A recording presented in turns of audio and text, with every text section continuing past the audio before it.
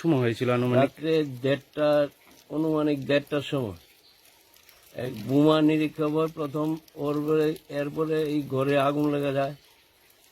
এইটা আমাদের এই বসত ঘরের পাশের ঘর, এটা অনেক মূল্যবান জিনিস ছিল, এইগুলা সব আগুনে ধ্বংস হয়ে যায়।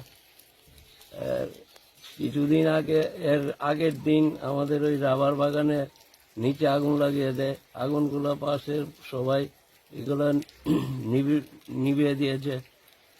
এরপরে গতকালকে এই বসত ঘরের পাশে গুদাম করে বুম নিরীক্ষণ করে এই ঘরটাকে অগ্নিসংযোগ করে ধ্বংস করে দেয়।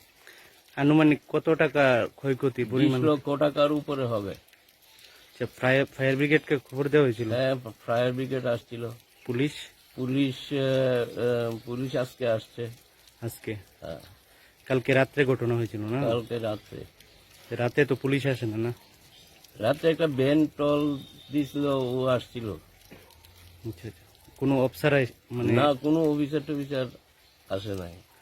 আচ্ছা, আর আপনার অভিযোগ কি মানে এটা দুষ্কৃতি দ্বারাই হতে পারে নাকি? এটা তো দুষ্কৃতি দ্বারাই হয়েছে।